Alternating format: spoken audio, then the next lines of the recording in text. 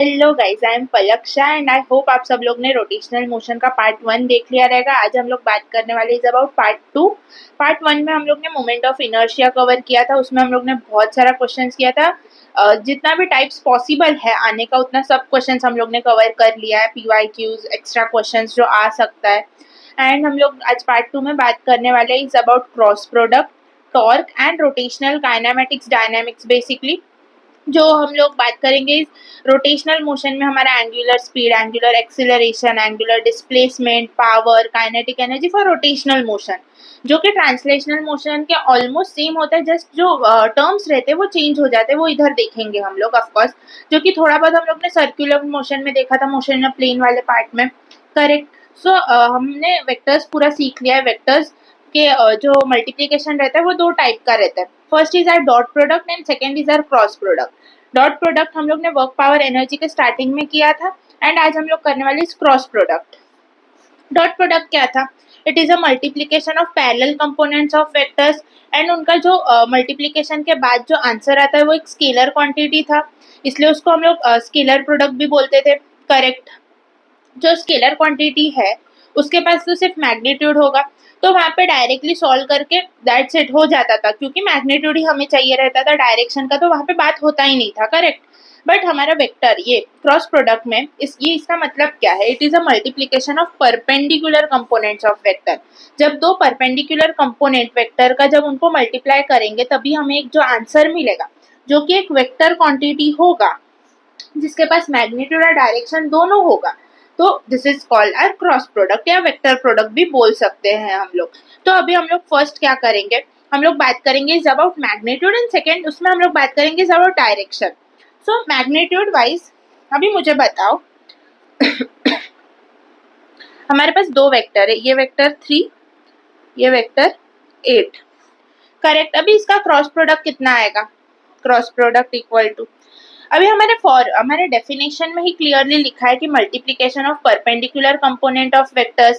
Correct. तो यहाँ पे तो ये दोनों पैरेलल है, 3 का भी कोई भी कंपोनेंट 8 के साथ परपेंडिकुलर में नहीं है, या वाइस वर्सा 8 का भी कोई कंपोनेंट 3 के परपेंडिकुलर में नहीं है। तो यहाँ पे क्रॉस प्रोडक्ट कितना हो जाएगा? 0। करेक्ट। फिर सेकेंड लेते हैं दिस 8 एंड 3, दोनों के बीच में 90 डिग्री का एंगल है, मतलब दोनों एक दूसरे के एग्जैक्टली परपेंडिकुलर है। करेक्ट। तो दोनों वेक्टर्स का क्रॉस प्रोडक्ट डायरेक्टली ऐसे लिख सकते हैं 3 इंटू 8 करके, दैट इज 24 लिख सकते हैं ये चीज। करेक्ट। अभी समझो हमारा ये एक 3 है। करेक्ट। एंड हमारा कुछ 8 वाला वेक्टर कुछ 30 डिग्री का एंगल पर है, देन इसका क्रॉस प्रोडक्ट कैसे लिखेंगे? सो हम लोग ने सेम चीज हम लोग ने टैकल किया था इन डॉट प्रोडक्ट। जब हमारा कुछ एंगल पे रहता है तभी हम लोग ने उसके कंपोनेंट्स निकाले थे। करेक्ट। डॉट प्रोडक्ट में तो जो पैरेलल कंपोनेंट था जो मेन वेक्टर का उसको मल्टीप्लाई कर दिया था, बट यहाँ पे क्रॉस प्रोडक्ट में क्या होगा? जो परपेंडिकुलर कंपोनेंट है हमारे मेन वेक्टर से, ये 3 वाले वेक्टर से जो परपेंडिकुलर कंपोनेंट आएगा 8 का, उसको मल्टीप्लाई करेंगे तो हमें क्रॉस प्रोडक्ट का आंसर मिल जाएगा। करेक्ट। सो क्या आ जाएगा इधर? ये दूसरा, ये क्या आ जाएगा? 8 साइन 30, मतलब 4 जितना आ जाएगा, 8 by half, 8 by 2, 8 into half बोल सकते, या फिर इधर आ जाएगा हमारा 4√3। करेक्ट। सो ये वाले का तो कुछ काम का ही नहीं है हमारा, तो क्रॉस प्रोडक्ट कितना आ जाएगा? 4 इंटू 3 दैट इज 12, या फिर ऐसे भी लिख सकते हैं क्या इसका क्रॉस प्रोडक्ट? 3 इंटू 4 साइन 30 लिख सकते हैं। पॉसिबल है ना ये चीज भी? तो वही इधर भी है, देखो हमारा एक प्रोडक्ट, एक वेक्टर है ए एंड दूसरा वेक्टर बी कुछ एंगल पर, थीटा एंगल पर है, तो इसके कंपोनेंट्स निकालेंगे तो इधर आ जाएगा हमारा बी साइन थीटा, इधर हमारा आ जाएगा B cos theta. Correct. So इसको ए क्रॉस प्रोडक्ट बी कैसे लिखेंगे हम लोग? ए बी साइन थीटा जैसे। करेक्ट। अभी हमारा ये वेक्टर क्वांटिटी, इन दोनों का जो भी प्रोडक्ट आएगा वो एक वेक्टर क्वांटिटी है, तो वो उसका सिर्फ मैग्नीट्यूड होगा? नहीं, उसका हमारे पास डायरेक्शन भी होगा। करेक्ट। सो डायरेक्शन हम लोग यूनिट वेक्टर के हेल्प से शो करते हैं। करेक्ट। अभी है ना, बहुत जनों को डाउट आता है कि क्रॉस प्रोडक्ट में परपेंडिकुलर वेक्टर्स क्यों ही लेते हैं एंड डॉट प्रोडक्ट में सिर्फ पैरेलल का क्यों लेते हैं। सो अभी है ना, डॉट प्रोडक्ट जब हम लोग करते तभी हमें जो आंसर मिलता है वो एक स्केलर क्वांटिटी होता है। करेक्ट। इसलिए वो जब पैरेलल में वर्क करेगा साथ में तभी वो पॉसिबल हो रहा था वैल्यू लाना, लाइक वर्क में, पावर में, इसलिए वहाँ पे डॉट प्रोडक्ट यूज होता है। बट क्रॉस प्रोडक्ट यहाँ पे, जहाँ पे टॉर्क, हमारा एंगुलर मोमेंटम आ गया, आगे हम लोग देखेंगे 12th के चैप्टर्स में, जहाँ पे क्रॉस प्रोडक्ट बहुत जगह यूज होता है। करेक्ट। वहाँ पे क्या होता है कि एक वेक्टर है आर करके, अभी टॉर्क का एग्जांपल लेते हैं, आर वेक्टर है एंड उसके परपेंडिकुलर में एफ वेक्टर है। करेक्ट। तो जिसके ये दोनों वेक्टर्स आने के वजह से उनका क्रॉस प्रोडक्ट एक अलग टाइप ऑफ वेक्टर क्रिएट करता है, दैट इज टॉर्क। अभी एक वेक्टर है, टॉर्क है, तो वो टॉर्क क्रिएट कर रहा है, तो उसका मैग्नीट्यूड तो हमें मिल जाएगा, तो वो कौन से डायरेक्शन में टॉर्क क्रिएट कर रहा है ये भी हमें समझना जरूरी है ना। अभी वर्क कौन से डायरेक्शन में कर रहा है ये जानना जरूरी है क्या? नहीं जरूरी है, बिल्कुल भी नहीं। वर्क कौन से डायरेक्शन में कर रहा है इसका कुछ सेंस ही नहीं बनता। करेक्ट। इसलिए वो एक स्केलर क्वांटिटी है।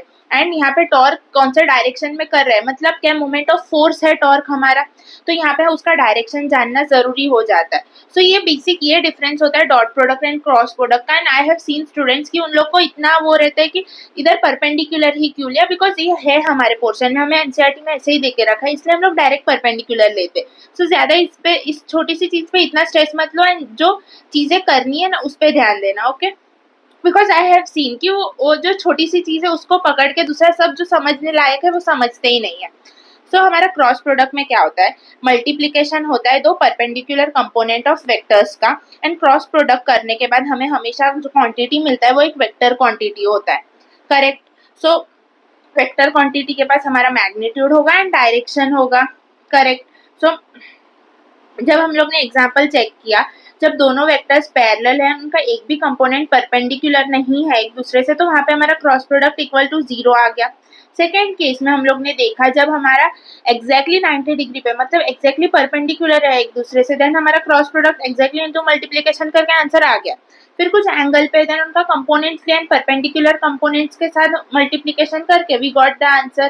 करेक्ट। फिर हम लोग ने देखा कि cross product A cross product with B करने के बाद हम लोग को मिला ए बी साइन थीटा।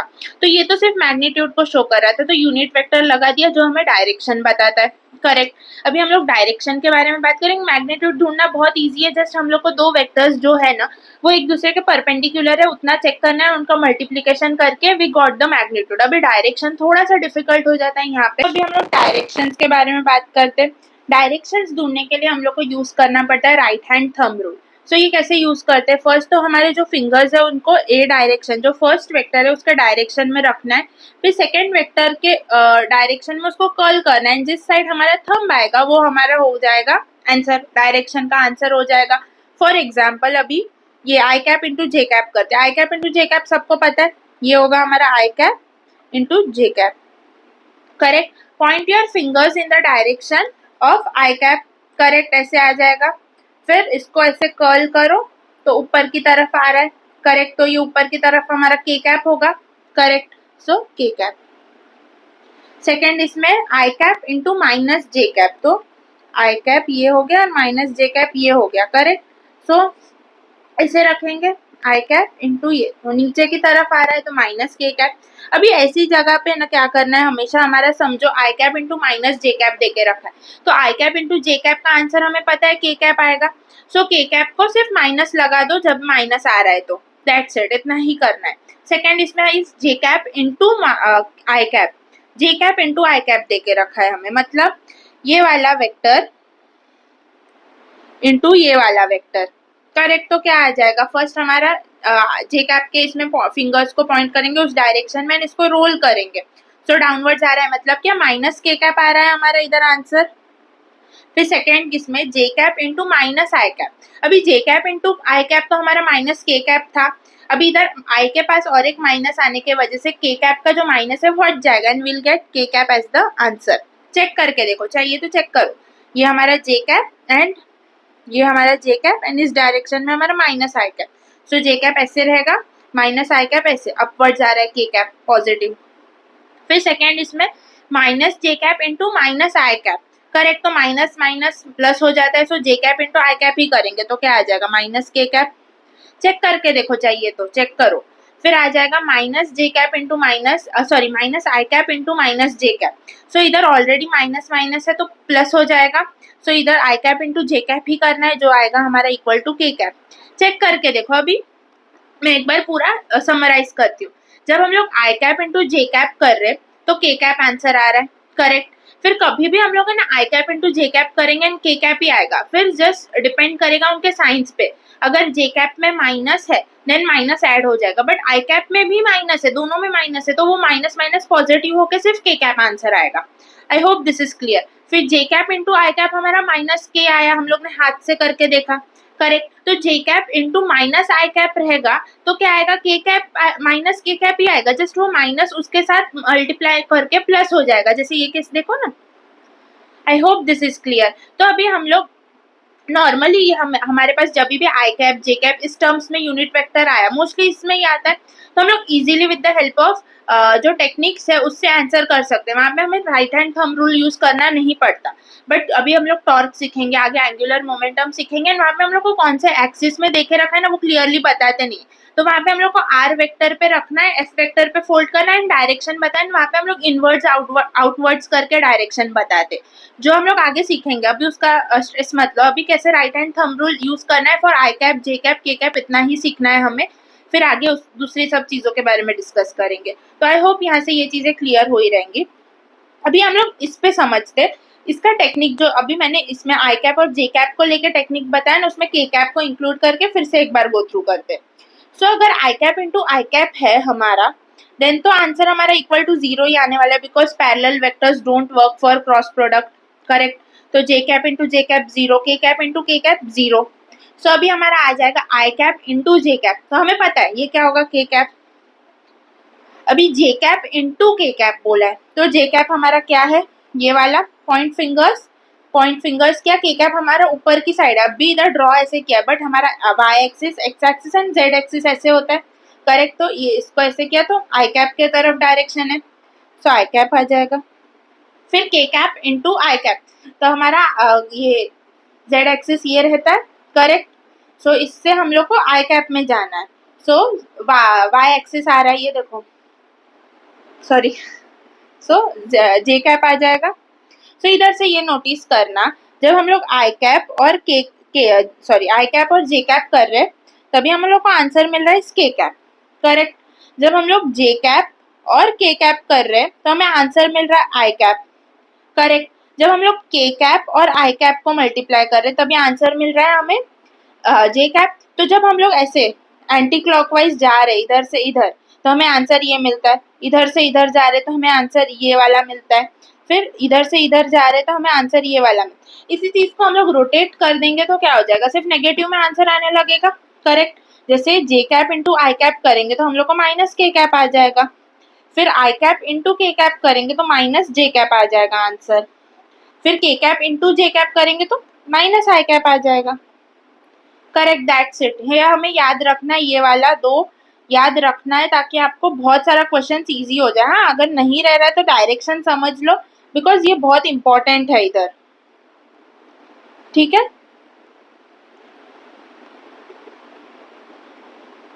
अभी ये जे कैप इंटू आई कैप भी करके देखना है, इधर देखो जे कैप और आई कैप, तो हमें के कैप मिल रहा है, फिर ये देखो माइनस के कैप मिल रहा है, इधर हम लोग ने ऊपर ही किया था, देखो जे कैप हमारा ये था एंड माइनस के कैप ये था।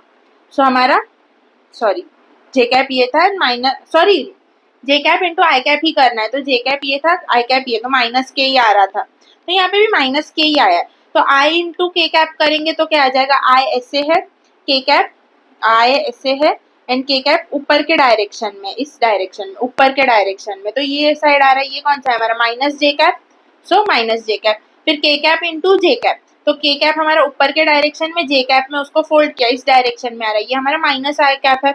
सो मैंने राइट हैंड थंब रूल से भी एंड लॉजिक से भी ये कैसे याद रखना है बता दिया, ये याद रख लो बिकॉज ये बहुत हेल्प आएगा। आई cap into J cap K cap J cap into K cap I cap, K cap into I cap is J cap, ऐसा क्लॉक एंटी क्लॉकवाइज जाना है and will get the answer, and इनका उल्टा जब रहेगा उनको minus आ जाएगा। और मैंने ये चीज भी सिखाया है कि आई कैप इंटू जे कैप रहेगा तो हमारा आंसर हमेशा के कैप आएगा, बस यहाँ पे एक माइनस आने की वजह से इधर भी माइनस आ जाएगा, करेक्ट। सेकेंड, इसमें जे कैप इंटू के कैप हमारा क्या होता है, आई कैप, बस माइनस आने की वजह से इधर भी माइनस आ जाएगा। थर्ड, इसमें क्या है, माइनस आई cap into minus J cap, तो आई कैप इंटू जे कैप क्या होता है, के कैप, बस दोनों में माइनस होने की वजह से ये पॉजिटिव हो जाएगा, नल हो जाएगा।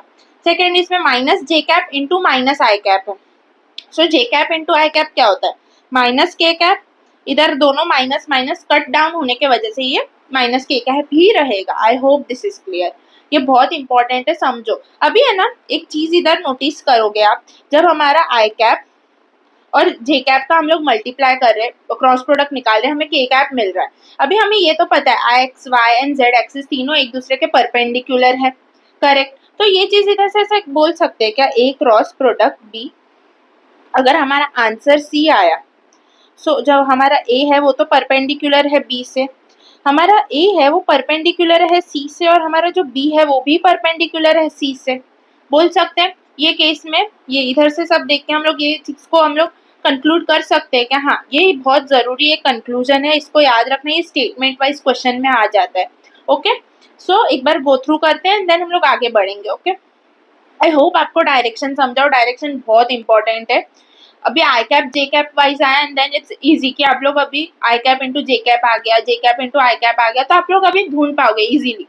बट कभी कभी क्या होता है, इस आपको टॉर्क वाले क्वेश्चंस में, एंगुलर मोमेंटम वाले क्वेश्चंस में properly I cap J cap वगैरह नहीं देके रखते, आपको फिगर वगैरह देके रखेंगे एंड आपको उसके बेस पे से निकालना है। अभी हमारा एक समझो रॉड अटैच्ड है एंड उसके सेंटर ऑफ मास से हमारा mg फोर्स लग रहा है L/2 डिस्टेंस पे, करेक्ट। तो वहां पे हम लोग को mg2 नीचे लग रहा है, तो नीचे L/2 इधर लग रहा है, तो क्या आ जाएगा, L/2 पे रखना है mg2, इस डायरेक्शन में हमारा टॉर्क हो रहा है, ये हमारा आउटवर्ड्स है, ये इनवर्ड्स है, तो तभी वहां पे हम लोग है ना आउटवर्ड्स के लिए ये यूज करते हैं, इनवर्ड्स के लिए ये यूज करके हम लोग वहां पे इंडिकेट करते हैं, क्वेश्चन सॉल्व करते हैं, जो कि हम लोग आगे सीखेंगे। क्योंकि वहां पे हर जगह आई cap J cap K cap पे बेसिस पे करना थोड़ा सा डिफिकल्ट हो जाता है, इसलिए वहां पे हम लोग आउटवर्ड्स इनवर्ड्स यूज करके आंसर निकालते, करेक्ट। सो डायरेक्शंस क्या होता है, जब हम लोग एक वेक्टर के इधर ऐसा फिंगर्स रखेंगे, फिर क्रॉस करेंगे, जिस डायरेक्शन में हमारा थंब आ रहा है वो हमारा डायरेक्शन हो गया, करेक्ट, जो कि हम लोग ने अच्छे से समझ लिया। ये वाला दो चीजें याद रख लो तो ताकि आपका फायदा हो, या फिर आप डायरेक्शंस निकालना आ रहा है देन इट्स ओके, नहीं याद रखा तो। एंड ये सबसे इंपॉर्टेंट पॉइंट है हमारा। अभी हम लोग बात करते हैं इज अबाउट प्रॉपर्टीज ऑफ, तो अभी हम लोग ने वेक्टर क्रॉस प्रोडक्ट में जो आंसर आता है हमारा वेक्टर, इसका मैग्नीट्यूड कैसे निकालना है वो भी सीख लिया विद दिस एग्जांपल्स, एंड इसका डायरेक्शन कैसे निकालना है वो भी सीख लिया with the help of right hand thumb rule, correct. I hope this is clear, बहुत इजी है, जस्ट समझो, जितना है उतना समझो, ज्यादा एक्स्ट्रा सोचने का मत कोशिश करो। ओके, सो अभी हम लोग बात करेंगे is about properties of vector product, basic properties है। The vector product of two vectors is anti commutative, मतलब क्या, जो हमारा ए क्रॉस बी प्रोडक्ट होगा वो जरूरी नहीं है बी क्रॉस ए के इक्वल हो। अभी ये चीज हम लोग ने इधर से भी नोटिस किया, I cap into J cap is K cap, but J cap into I cap is minus K cap, ये डिफरेंस आ जा रहा है डायरेक्शन का, इसके वजह से ये चीज कभी भी एक दूसरे के इक्वल नहीं होगा, बट डॉट प्रोडक्ट में ये चीज इक्वल होता था, करेक्ट, क्योंकि वहां पे डायरेक्शन का लेना देना नहीं था, वो स्केलर क्वांटिटी को आंसर में ला रहा था, इसके वजह से। Second point, vector product is distributive, मतलब अभी हमारा A cross with B plus C है, तो A cross B product plus A cross C product, ये तो पता है। Cross product of two parallel vectors is a null vector, ये तो अभी डिस्कस किया, I cap into I cap, J cap into J cap, K cap is equal to 0। So fourth point पढ़ते हैं, if two vectors A vector and B vector represent the two adjacent sides of a parallelogram, then the magnitude of cross product gives the area of parallelogram, correct. जब भी हम लोग A cross product with B cross product करेंगे, sorry A vector A का cross product with B vector करेंगे, तो उनका area, उनका cross product will give us the area of parallelogram, okay. And उसको जो हमारा मैग्नीट्यूड आया क्रॉस प्रोडक्ट का, उसको डिवाइड बाय 2 कर देंगे तो वो हमें एरिया ऑफ ट्राइंगल देता है। तो ये डायरेक्ट क्वेश्चंस कभी कभी आ जाते हैं, नीट के क्वेश्चन में, नीट के पेपर में भी एक बार आ गया था, एरिया ऑफ पैरेललोग्राम बताओ, आपको ए वेक्टर एंड बी वेक्टर दे दिया था, सो डायरेक्टली उनका क्रॉस प्रोडक्ट करके you will get the answer, correct. अभी हम लोग है ना determinant method of cross product देखते हैं। अभी जब भी हम लोग के पास एंगल देके रखा रहेगा या हमारा vector I cap J cap इनमें ही रहेगा, स्पेसिफिकली एक पे ही रहेगा, मतलब A vector is 6 I cap, B vector is 6 J cap, then उसको ढूंढना थोड़ा इजी हो जाता है। बट हमारा जो ए वेक्टर है वो तीनों कोऑर्डिनेट्स पर डिपेंड कर रहा है, मतलब I cap J cap K cap तीनों पर है, बी वेक्टर भी आई cap B J cap K cap तीनों पर है, देन इनका क्रॉस प्रोडक्ट निकालना थोड़ा डिफिकल्ट हो जाता है। But with the help of determinant method हम लोग इजीली निकाल सकते हैं।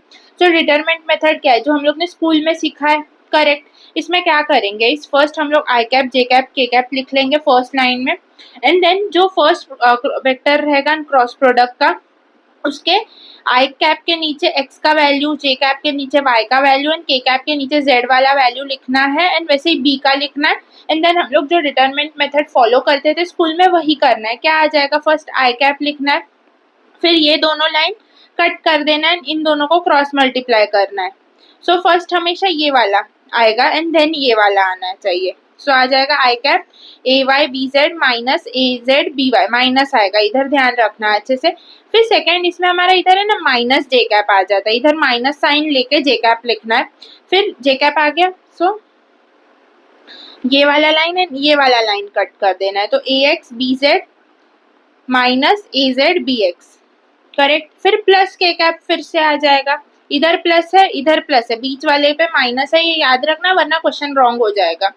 फिर के कैप वाले को कट करेंगे, ये एंड ये, तो आ जाएगा A X B Y minus A Y B X, correct. I hope this is very clear. इसमें डायरेक्टली हम लोग ऐसे मल्टीप्लाई नहीं कर सकते, क्यों, क्योंकि ये तो डायरेक्टली जीरो हो जाएगा, हम लोग को आई कैप जे कैप के साथ मल्टीप्लाई करना पड़ेगा, आई कैप के कैप के साथ मल्टीप्लाई करना पड़ेगा, वैसे ही जे कैप आई कैप के साथ के कैप आई कैप, तो वो बहुत लेंथी प्रोसेस हो जाता है। So with the help of determinants हम लोग बहुत इजीली सॉल्व कर सकते हैं इस चीज को, अभी क्वेश्चन के थ्रू और अच्छे से समझेंगे। सो अभी है ना कभी कभी हम लोग को यूनिट वेक्टर का हमें वैल्यू ढूंढने बोल देते हैं, करेक्ट। तो वहां पे कैसे ढूंढना है, अभी जो भी हमारा क्रॉस प्रोडक्ट का आंसर आया है डिवाइड बाय उसका magnitude will give us the unit vector, correct. Basically direction तो हम लोग विद द हेल्प ऑफ हमारा हैंड से ढूंढ सकते हैं, बट कभी कभी आपको ए क्रॉस प्रोडक्ट विद बी दोनों वेक्टर दे देते हैं ना, आपको पूछते हैं यूनिट वेक्टर का वैल्यू बता, देन कैसे ढूंढेंगे, इसके हेल्प से ढूंढ सकते हैं, correct. I hope this is very clear. Unit vector हम लोग ऐसे ही ढूंढते थे हमेशा, जो भी रहेगा आंसर डिवाइड बाय उसका मैग्नीट्यूड, या फिर अभी इधर क्रॉस प्रोडक्ट रहेगा, क्रॉस प्रोडक्ट का जो आंसर आएगा डिवाइड बाय उसका मैग्नीट्यूड, डॉट प्रोडक्ट में क्या था उसका जो आंसर डिवाइड बाय उसका मैग्नीट्यूड, वैसे ये इधर भी, करेक्ट। तो अभी हम लोग आगे बढ़ते क्वेश्चंस के क्वेश्चंस करते, एक बार पूरा गो थ्रू करते हैं देन क्वेश्चंस करेंगे। सो क्रॉस प्रोडक्ट क्या होता है, it is a multiplication of perpendicular components of vector. अगर पैरेलल रहेगा तो वहां पे जीरो हो जाएगा क्रॉस प्रोडक्ट में, करेक्ट। फिर हमारा क्रॉस प्रोडक्ट हमें क्या आंसर देता है, वेक्टर आंसर देता है, वो क्या हो जाता है, cross product is also called as vector product. तो वेक्टर हमारा मैग्नीट्यूड और डायरेक्शन दोनों से मिलके बनता है। सो मैग्नीट्यूड तो ढूंढना बहुत ईजी है, A cross product with B cross product with the help of हम लोग एंगल्स या 90 डिग्री का दोनों वेक्टर्स बना के ढूंढ सकते हैं, with the help of determinants भी हम लोग ढूंढ सकते हैं, करेक्ट। डिटर्मिनेंट मेथड से हम लोग आंसर ढूंढ सकते हैं, करेक्ट, अभी सीखा वो चीज। फिर डायरेक्शन कैसे, राइट हैंड थंब रूल से राइट हैंड ही यूज करना, लेफ्ट हैंड मत यूज करना वरना गलत होता है। And first vector A cross product with B है ना, तो फर्स्ट ए क्रॉस पे हमारा फिंगर्स आएगा, देन बी पे रोटेट करना है, कर्ल करना है, जो थंब रहेगा वो हमें आंसर देता है। फिर हम लोग ने एक ट्रिक टाइप देख लिया कि हमारा आई जे के कैप रहेगा, तभी हम लोग बहुत easily without hand thumb rule भी आंसर ढूंढ सकते हैं। एंटी क्लॉकवाइज जाना है, मतलब I cap into J cap will give us K cap, J cap into K cap will give us I cap, K cap into I cap will give us J cap, वैसे उल्टा आए तो उल्टा चलेगा, correct. And हम लोग ने ये भी देखा कि माइनस प्लस कैसे रहेगा, उसके हिसाब से क्या चेंजेस आता रहता है, वैल्यूज वही रहेगा, वो माइनस आ गया तो माइनस ऐड हो जाएगा, या दोनों में माइनस माइनस है तो वो प्लस ही हो जाएगा, तो वो चेंजेस हम लोग ने देखा, करेक्ट। फिर हम लोग ने प्रॉपर्टीज पढ़ा, इधर एक स्पेशल प्रॉपर्टी है जो dot vectors sorry dot product के साथ नहीं मिलता है, इज दैट इज ये एंटी कम्यूटेटिव है सॉरी। यहाँ पे हमारा A cross vector A vector cross product with B vector is not equal to B vector cross product with A vector, correct. ये चीज याद रखना वरना बहुत ये छोटे छोटे पॉइंट्स है जहाँ पे क्वेश्चंस आते हैं। एंड एक चीज, हमारा A vector in cross product with B vector will give us C vector, correct. तो ये जो ए वेक्टर है वो बी वेक्टर के साथ तो परपेंडिकुलर है ही, तभी हम लोग उसका क्रॉस प्रोडक्ट कर पाए। बट जो ए वेक्टर है वो सी वेक्टर के साथ भी परपेंडिकुलर है, वो बी वेक्टर है वो भी सी वेक्टर के साथ परपेंडिकुलर है, जो कि हम लोग ने इधर से देखा था आई cap J cap K cap के केस से भी। सो ये बहुत इंपॉर्टेंट पॉइंट है। ओके, फिर हम लोग ने देखा कि with the help of determinant method हम लोग A cross product with B cross product easily ढूंढ सकते हैं, क्योंकि ऐसे केसेस में हम लोग एंगल वगैरह ढूंढना थोड़ा डिफिकल्ट हो जाता है अगर एंगल दिया नहीं होगा तो वहां पे हम लोग विद द हेल्प ऑफ ये मेथड बहुत इजीली कर सकते हैं। यूनिट वेक्टर तो हमें पता है कैसे निकालना है, जो वैल्यू आया डिवाइड बाय उसका magnitude will give us unit vector. I hope this is clear. So अभी हम लोग क्वेश्चंस करते हैं। Correct. In a clockwise system बोला है, मतलब ये वाला उल्टा साइड, मतलब ये वाला चीज, ये क्लॉकवाइज चल रहा है, ये एंटी क्लॉकवाइज है।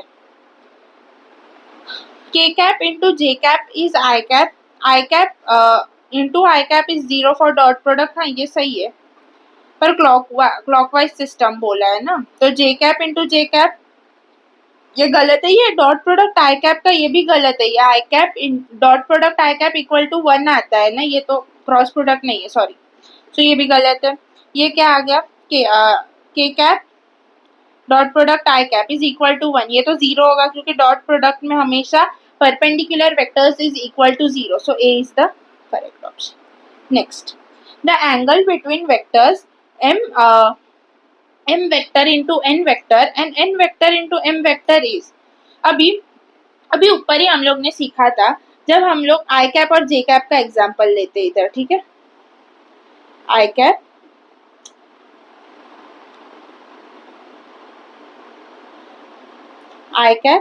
into j cap gives us k cap, but j cap into I cap will give us minus k cap। भाई मुझे बताओ इन दोनों के बीच में कितना डिग्री का डिफरेंस होता है, 180 डिग्री का डिफरेंस होता है। सो डायरेक्टली ऑप्शन 4। और एक ऐसे भी समझ सकते हो, जब हमारा I cap into J cap कर रहे, मतलब m इंटू एन वेक्टर कर रहे, तभी हमारा कुछ ये डायरेक्शन में आ गया हमारा जो भी वेक्टर है। बट जब हम लोग उल्टा करेंगे तभी हमारा वेक्टर इस डायरेक्शन में आ जाता है, तो एग्जैक्टली 180 डिग्री का डिफरेंस बनेगा जब हम लोग उसको एग्जैक्टली उल्टा ऐसे कर देंगे उनका cross product. Okay, I hope ये वाले एग्जाम्पल से क्लियरली समझ गया रहेगा। Next, what is the unit vector perpendicular to the following vectors? Unit vector पूछा है। सो हमारे पास दो वेक्टर्स है, A vector 2 I cap plus 2 J cap minus K, and B vector is are 6 I cap minus 3 J cap plus 2 K cap.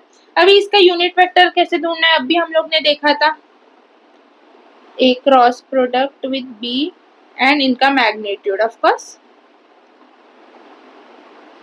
So determinants वाले formula से ही कर पाएंगे, कैसे करें, वरना तो पॉसिबल नहीं है ना, एंगल देके रखा है ना दूसरी कोई चीजें हम लोग को देके नहीं रखी, तो डिटर्मिनेंट्स वाला फॉर्मूला ही यूज करके ये वाला वैल्यू निकालना पड़ेगा। फिर मैग्नीट्यूड तो हमें निकालना आता है, तो उससे हेल्प से हम लोग यूनिट वेक्टर ढूंढ सकते हैं। होप सबको यूनिट वेक्टर पता होगा। यूनिट वेक्टर क्या है, जिसका मैग्नीट्यूड 1 होता है, जो डायरेक्शन को बेसिकली शो करता है। जो आई cap J cap K cap हम लोग पढ़ते हैं वो सब एक यूनिट वेक्टर्स ही है। करेक्ट।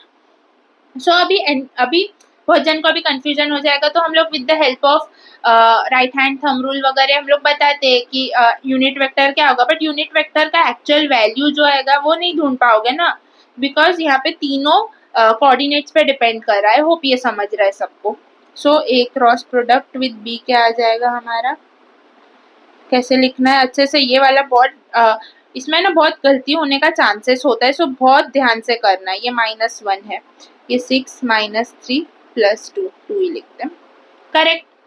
सो अभी फर्स्ट आई कैप, सो आई कैप ये कट, तो 2 2 4 -3 इंटू -1 इज +3, तो -3 लिखेंगे। फिर minus J cap, correct, minus J cap मतलब 4 माइनस ऑफ -6 मतलब +6 हो जाएगा, प्लस के कैप। सो -6 प्लस 12, करेक्ट, तो ये आ जाएगा I cap -12 10 J cap plus 6 के कैप। करेक्ट। तो अभी ये हमारा क्रॉस प्रोडक्ट का आंसर आ गया। इसका मैग्नीट्यूड ढूंढना है। अभी मैग्नीट्यूड कैसे ढूंढता है, होप अभी ये सब तो पता ही रहेगा, हम लोग ने पहले ही डिस्कस कर दिया है।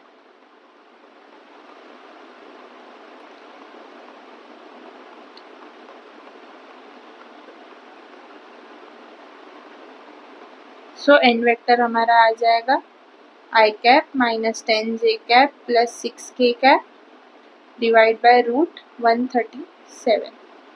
Correct. I hope this is clear. अभी हम लोग आगे बढ़ते हैं, ऐसे हम लोग आंसर ढूंढ सकते हैं इसका।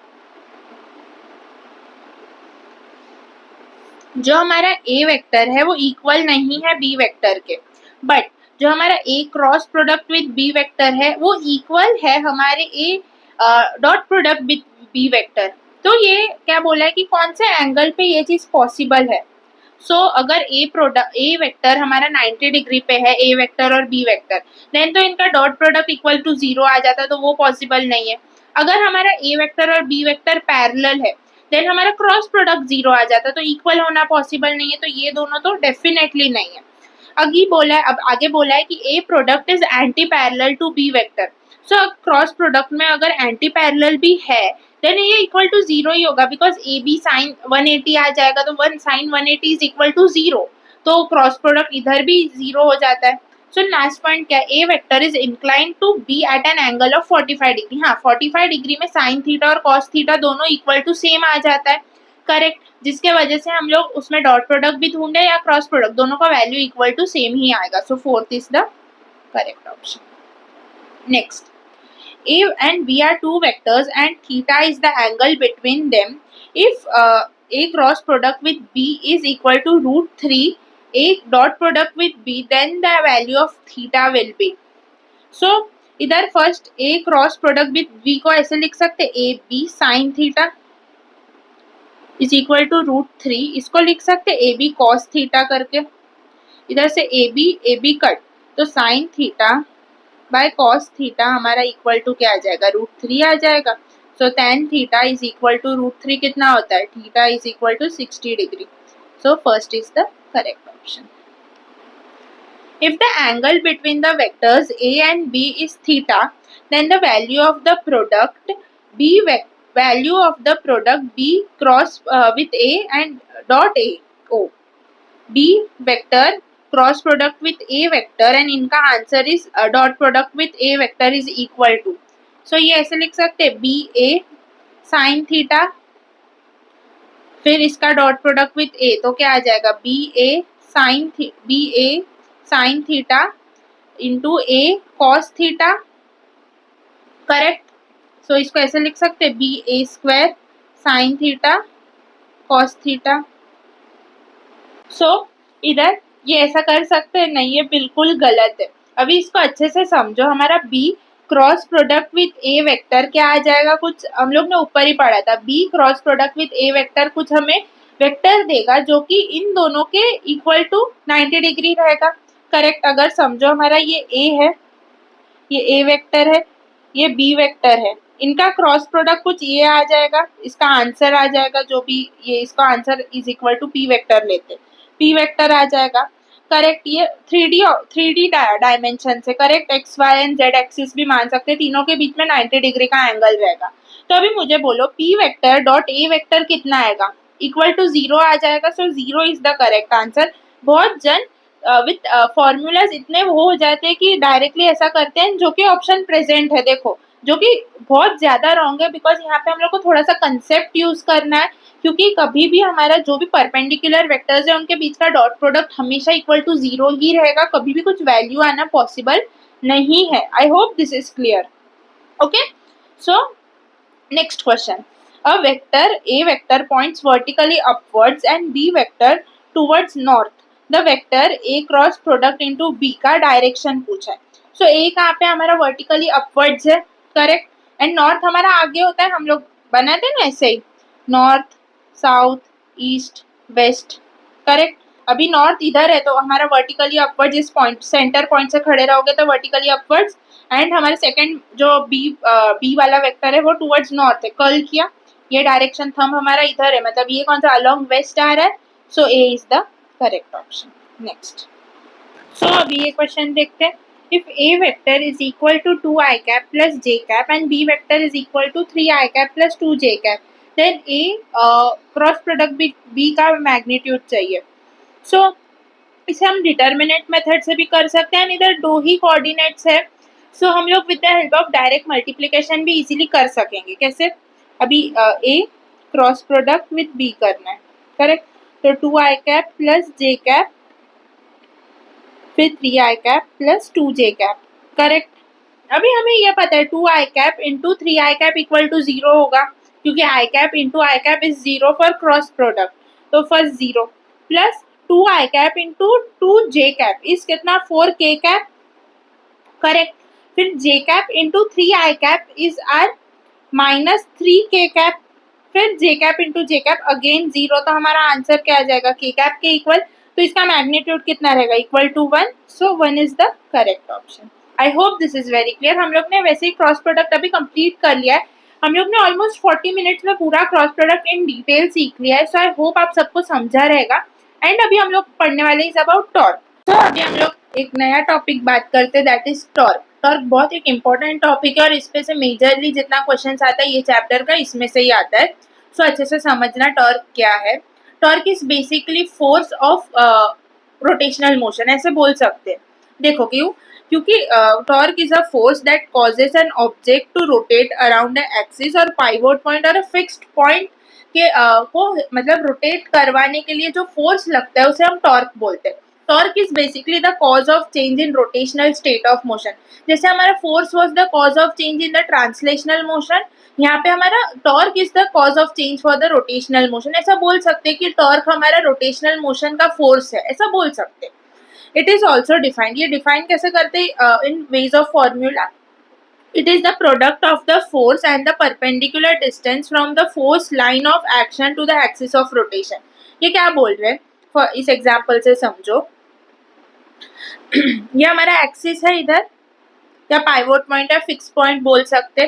क्या बोल रहे हैं, जिधर फोर्स लग रहा है उसके परपेंडिकुलर डिस्टेंस एक्सिस से और उस फोर्स लगने के बीच में इन दोनों का प्रोडक्ट इज आर टॉर्क। सो हमारा फॉर्मूला क्या आ जाएगा, अभी इधर हम लोग क्लियरली डेफिनेशन में ही देके रखा है कि product of the force and the perpendicular distance from the force line to the action of the force, correct.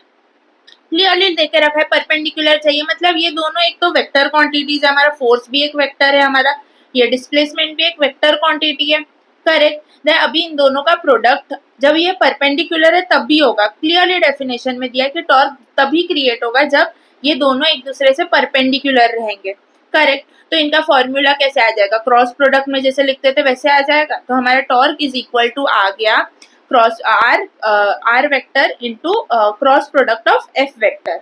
I hope this is clear. So अभी इधर मुझे अभी ये चीज याद रखना, हमेशा ना फर्स्ट हमारा आर ही रहेगा। जैसे हम लोग ने ऊपर देखा था कि A cross product with B is not equal to B cross product with A vector, correct. यहाँ पे भी सेम है, तो हमेशा फर्स्ट हमारा आर वेक्टर रहेगा, देन हमारा एफ वेक्टर रहेगा। डायरेक्शन भी वैसे ही चेक करते हैं हम लोग, फर्स्ट वेक्टर को उंगली रखते हैं ऐसा एंड देन रोटेट करते हैं, of course that you know. So अभी इधर मुझे बताओ, हमारा जब भी अगर A vector cross product with B is equal to C vector, तो हमने क्या सीखा था, ए वेक्टर जो है वो परपेंडिकुलर है बी वेक्टर से। हाँ, बी वेक्टर से परपेंडिकुलर है तभी तो क्रॉस प्रोडक्ट पॉसिबल हो रहा है। बट जो हमारा बी वेक्टर है वो सी वेक्टर से परपेंडिकुलर है, हाँ है। ए वेक्टर है वो हमारे सी वेक्टर से परपेंडिकुलर है, हाँ है।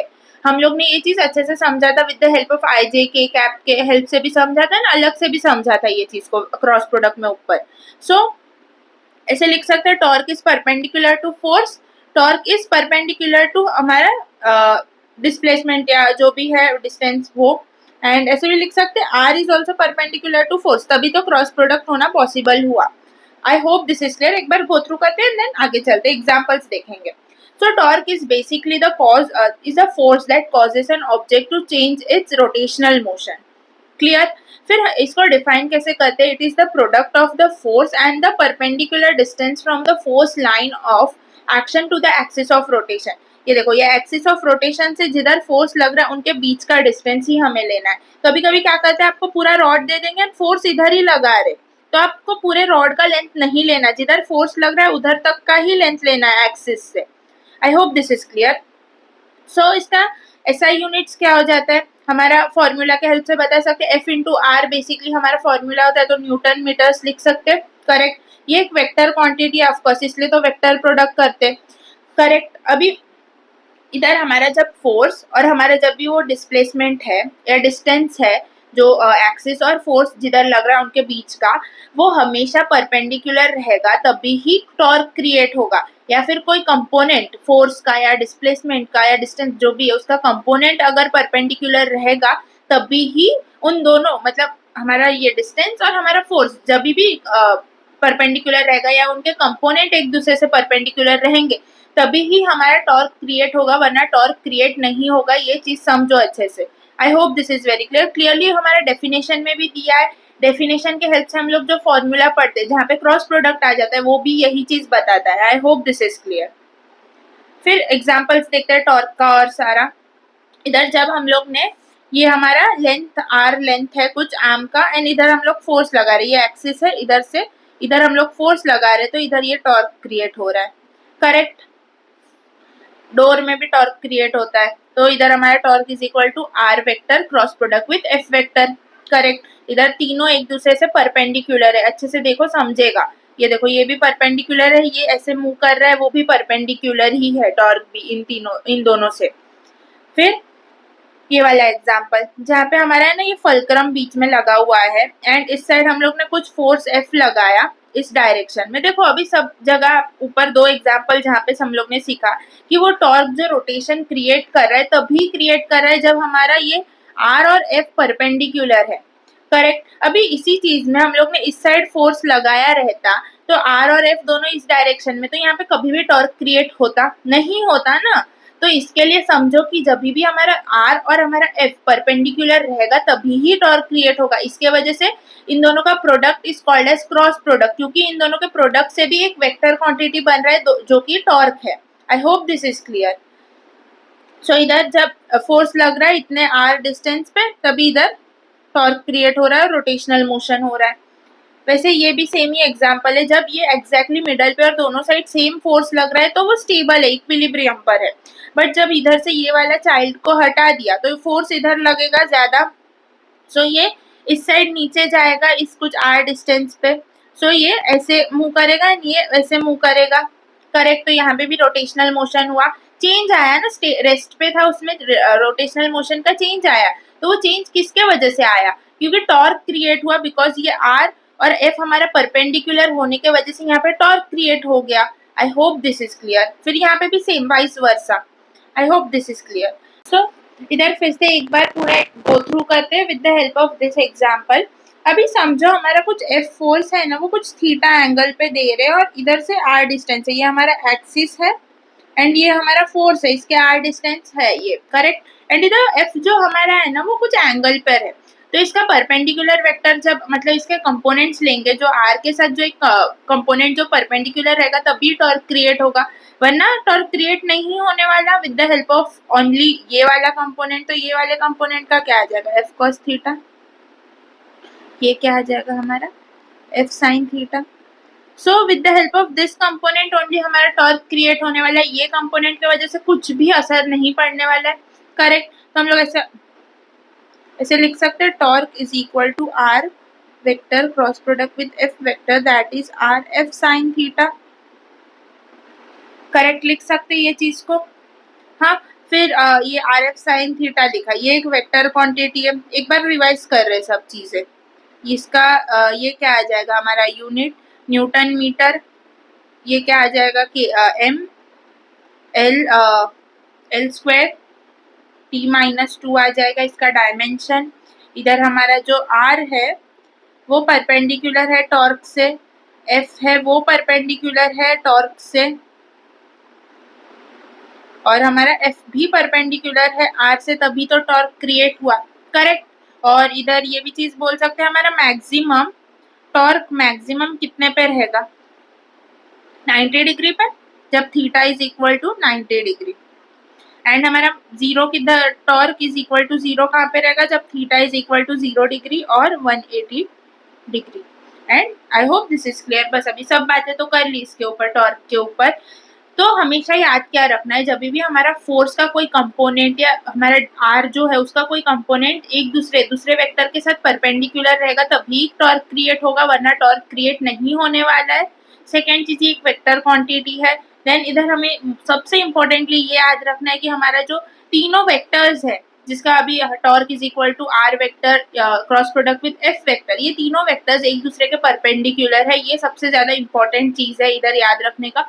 एंड हमारा टॉर्क मैक्सिमम कब रहेगा, जब एंगल एग्जैक्टली फोर्स और हमारे आर के बीच का एंगल एग्जैक्टली 90 डिग्री रहेगा तभी, वरना यहाँ पे कुछ थीटा एंगल रहेगा, देन हम लोग को उसको कंपोनेंट्स में ब्रेक करके फिर यूज करना पड़ेगा, तो वहाँ पे थोड़ा वैल्यू जो होता है एफ का कम हो जाता है, बट डायरेक्टली 90 डिग्री पे रहेगा देन वहाँ पे टॉर्क हमारा इंक्रीज हो जाएगा। एंड सबसे जीरो हमारा टॉर्क कौन सा एंगल्स पे रहेगा, 0 एंड 180 डिग्री, बिकॉज ये क्रॉस प्रोडक्ट का एग्जाम्पल आ जाता है, क्रॉस वेक्टर प्रोडक्ट हो जाता है, इसके वजह से यहाँ पे उसको कनेक्ट करो। ऑफकोर्स वो चीजें जो हम लोग ने क्रॉस प्रोडक्ट में सीखी है ना, यही यहाँ पे टॉर्क पे कनेक्ट करो, वो प्रॉपर्टी सब इधर वैलिड रहेगा, because torque is an example of cross product. यहाँ पे हमारा जो आर है और एफ है वो परपेंडिकुलर जब रहेंगे तभी उनका प्रोडक्ट लेके हम लोग हमारा टॉर्क निकाल सकते हैं। I hope this is clear. So अभी है ना थोड़ा टाइप्स ऑफ क्वेश्चंस वगैरह देखते हैं। सो यहाँ पे हमारे पास है ना, ये देखो, फाइंड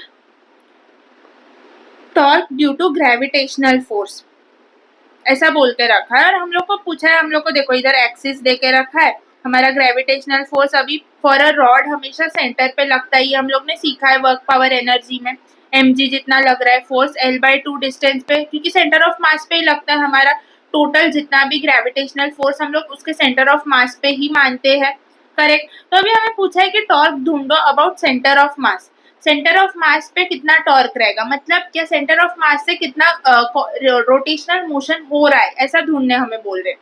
तो फॉर्मूला क्या होता है, torque is equal to R F.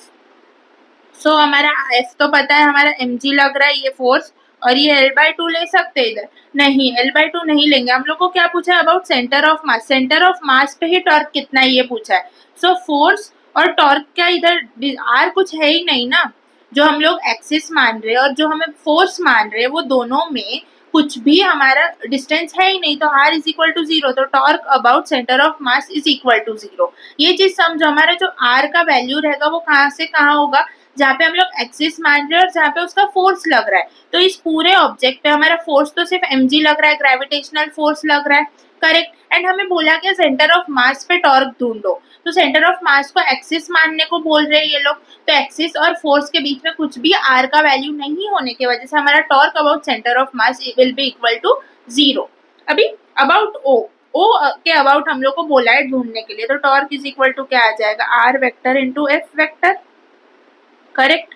तो आर वेक्टर क्या हो जाएगा, अभी एफ तो हमें पता है, फोर्स तो इधर एक ही लग रहा है, mg लग रहा है, तो mg, एंड हमारा आर वेक्टर क्या है, ये अबाउट ओ से पूछा है ना, ओ हमारा एक्सिस है इस बार और हमारा फोर्स mg, और इन दोनों के बीच में L/2 जितना डिस्टेंस है, इसके वजह से हमारा टॉर्क इधर कुछ तो आएगा mg L/2। सो हमेशा ये आर चेक करना बहुत जरूरी है कि हम लोग को कौन से पॉइंट से पूछा है, अगर फोर्स वाले पॉइंट से जहाँ पे फोर्स लग रहा है उसी पॉइंट पे हमें सेंटर ऑफ सॉरी उसी पॉइंट पे हमें टॉर्क ढूंढने बोला है, देन वहाँ पे टॉर्क इक्वल टू 0 ही आएगा।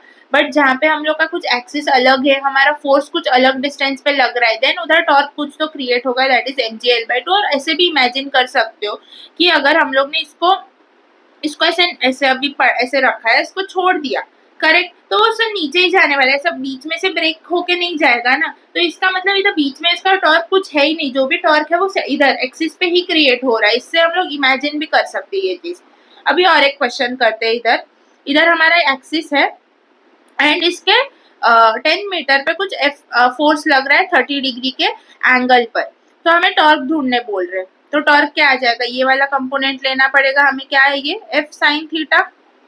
तो ऐसे लिखे R vector cross F vector is equal to R F sine theta. R कितना है 10, एफ कितना है 100, साइन 30 कितना हो जाएगा हाफ, सो ये कट करेंगे तो आ जाएगा 500 जितना हमारा आंसर, 500 न्यूटन मीटर लिखेंगे, करेक्ट। सो इधर अभी डायरेक्शन के बारे में बात करते हैं।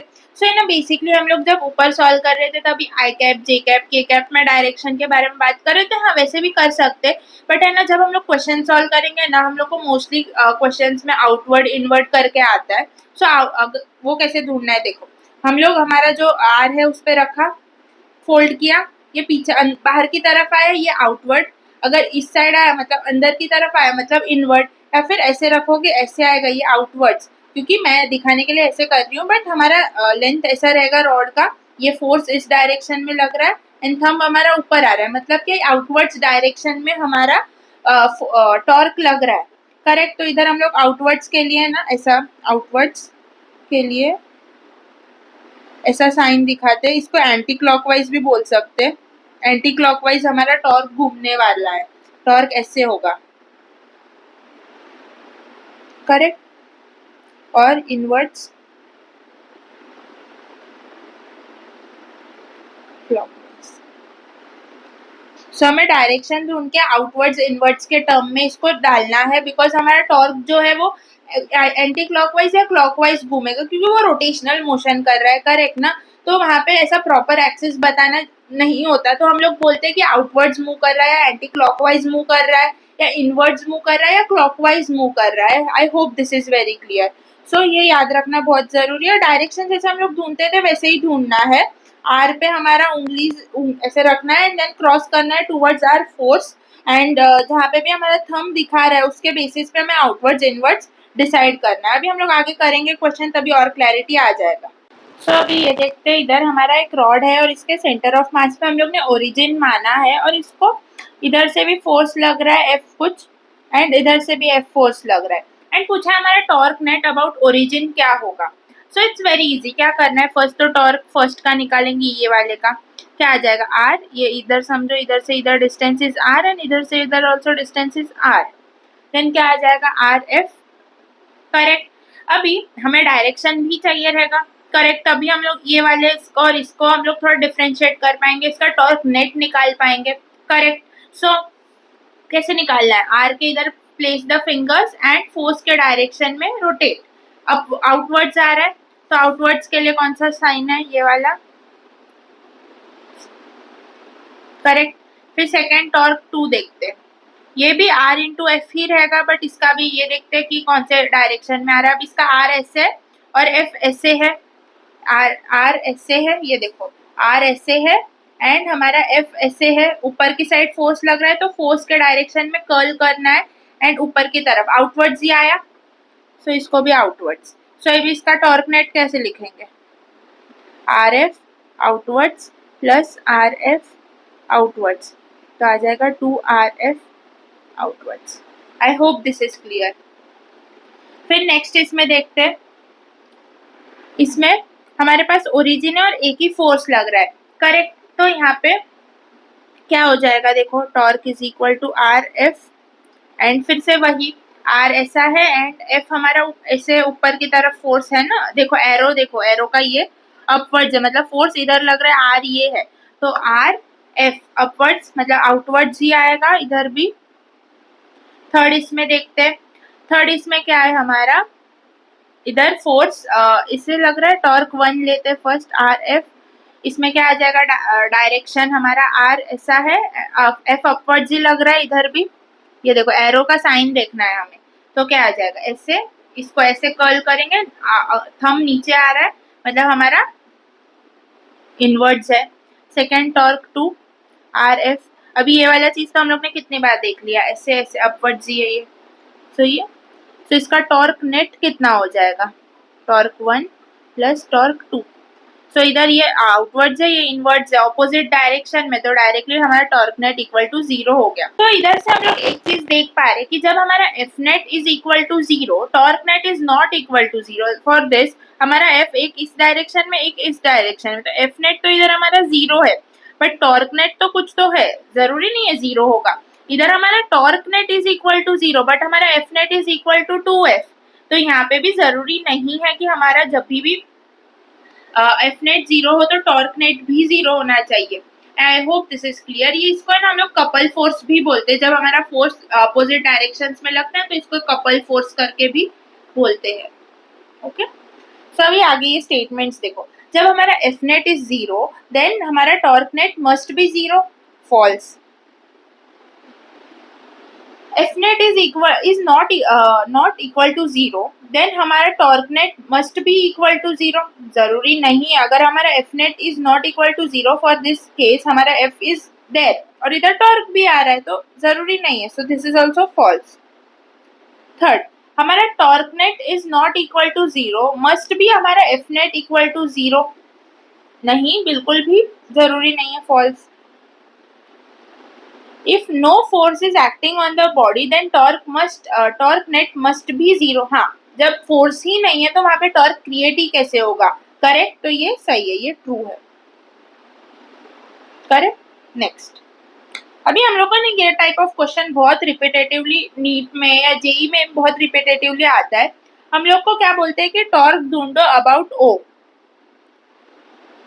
टॉर्क नेट ढूंढने बोलते हैं अबाउट ओ।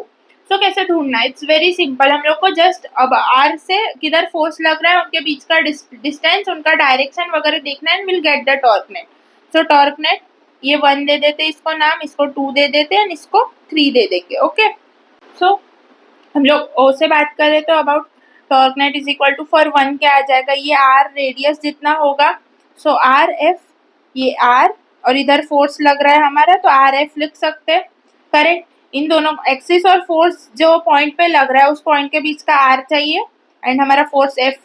करेक्ट। तो इसका डायरेक्शन ढूंढो, क्या आ जाएगा हमारा? आर ऐसे है, आर ये ऐसे एंड ये डाउनवर्ड्स। डाउनवर्ड्स मतलब हमारा क्रॉस साइन आ जाएगा। करेक्ट। फिर प्लस, सेकेंड के लिए चेक करते, ये आर ही रहेगा, इधर हमारा पॉइंट लग रहा है R4 RF। फिर इधर कैसे आ जाएगा हमारा? ये ऐसे डाउनवर्ड्स लग रहा है हमारा फोर्स, सॉरी डाउनवर्ड्स ही रहेगा ये भी। करेक्ट। प्लस थर्ड केस में ये भी आर रहेगा और ये फोर्स, तो RF। इसका चेक करो, हमारा आर कहाँ पे? ऐसे एंड फोर्स ऐसे। तो ये अपवर्ड्स है तो डॉट आ जाएगा। तो ये दोनों कट, तो हमारा RF। तो ये जो रोटेट हो रहा है अबाउट क्लॉकवाइज रोटेट होगा, बिकॉज इसका मतलब क्या? आउटवर्ड्स मतलब क्लॉकवाइज रोटेट हो रहा है हमारा टॉर्क, क्लॉकवाइज लग रहा है, ऐसा बोल सकते हैं हम लोग। आई होप ये समझा रहेगा। आई नो डायरेक्शंस निकालना बहुत टफ होता है, बट विथ प्रैक्टिस आपको होता आ जाएगा। But right hand thumb rule बहुत इंपॉर्टेंट है, अब भी यूज होगा, फिर आपको 12th के बहुत सारे चैप्टर्स में यूज होता है। अगर आपको नहीं आ रहा है देन बहुत मुश्किल होने वाला है आगे। बेसिकली हमारा magnetic field due to current वाला एक चैप्टर आता है, magnetic effects due to current वाला, उसमें बहुत ज्यादा तकलीफ होगा अगर आपको राइट हैंड थंब रूल अच्छे से नहीं आता है देन, क्योंकि बहुत इंपॉर्टेंट है। हमें राइट हैंड जो भी फर्स्ट वेक्टर है उसके डायरेक्शन में हमारा पूरा पॉइंट, हैंड को, फिंगर्स को पॉइंट करना है। सेकेंड जो हमारा वेक्टर है उसके उसमें कर्ल करना है, एंड जिस डायरेक्शन में हमारा थंब है वो हमारा आंसर आ जाएगा। तो आई होप दिस इज क्लियर। ये आई नो वीडियो से समझना थोड़ा सा मुश्किल होता है ये चीज, बट ये आपको खुद ही ट्राई करना पड़ेगा। आप बहुत जन अपने क्लास वगैरह में भी जाते रहोगे तो भी सर सिखाते तभी भी आपको नहीं समझता है, क्योंकि आप जब तक खुद से ट्राई नहीं करोगे, 10 क्वेश्चन आप खुद से गलत नहीं करोगे तभी आपको समझेगा। 10 क्वेश्चन खुद से गलत करोगे तभी आपको 11th वाला समझेगा कि ऐसे करना है। सो आप खुद से ट्राई करना। अगर स्टिल नहीं समझ रहे then please let me know, I will make another video for just right hand thumb rule के लिए, जिसमें और क्लैरिटी से मैं सिखाने का कोशिश करूंगी। Okay, I hope this is clear. Next, अभी क्वेश्चंस करते हैं थोड़ा। Find the torque about the origin when a force 3J and X on a particle whose position vector is 2k cap। तो हमारा टॉर्क क्या आ जाएगा? R vector into F vector. So R कितना है हमारा? 2k cap into 3j cap, so 6 आ जाएगा। k cap into j cap क्या आ जाता है हमारा? हम लोग ने पढ़ा है जब i और j तो k आएगा, j और k तो i आएगा, तब k और j उल्टा हो गया तो माइनस i आ जाएगा। So -6i cap. So 4th is the correct option. Next, तो ये क्वेश्चन देखते, the moment of the force vector F at ये अबाउट द पॉइंट ये इज गिवन बाय। सो ना ये वाले क्वेश्चन में बहुत कंफ्यूजन होता है कि हम लोग को R final minus R initial क्या लेना है, बिकॉज हम लोग को आर वेक्टर दिया ना, हम लोग को पॉइंट्स दे के रखा है, हम लोग को डायरेक्ट आर का वैल्यू नहीं दे के रखा। अभी हम लोग ने ना क्लियरली बोला है कि हमारा moment of force of vector ये एट ये, मतलब जिस पॉइंट पे हमारा फोर्स लग रहा है उधर पॉइंट्स क्या है? 2 0 -3। एंड बोला क्या? अबाउट द पॉइंट, मतलब जिस पॉइंट से हम लोग टॉर्क क्रिएट कर रहे वो है ये। सो अबाउट द पॉइंट वाले ये है कोऑर्डिनेट्स, एंड जिधर फोर्स लग रहा है वो कोऑर्डिनेट्स ये है। तो क्या आ जाएगा? इन दोनों के बीच का डिस्टेंस हमें चाहिए। सो ऐसे लिख सकते हैं 2i cap plus 0j cap -3k cap minus 2i cap minus 2j cap minus 2k cap, correct. अभी ब्रैकेट खोलेंगे तो विल साइन चेंज हो जाएगा, 2i cap minus 3k cap minus 2i cap plus 2j cap plus 2k cap, correct. ये minus 2i cap plus 2i cap cut हो जाएगा, correct. तो क्या बच रहा है, minus 3k cap plus 2j cap plus 2k cap. कैसे लिख सकते हैं, 2j cap minus k cap, correct. हम लोग को r वेक्टर मिल गया। अभी with the help of r determinants वाला फॉर्मूला हम लोग इजीली सॉल्व कर सकते हैं इसको, करेक्ट। तो क्या आ जाएगा, i cap j cap k cap. क्यों ऐसा ये इंटू ढूंढना है तो ये चाहिए। सो r क्या है हमारा 0 है, i पे इधर 2 है, इधर -1 है। हमारा f क्या दे के रखा है, 4 i cap 5 j cap minus 6 k cap, correct. Check करना वरना प्लस माइनस में बहुत गलती होता है।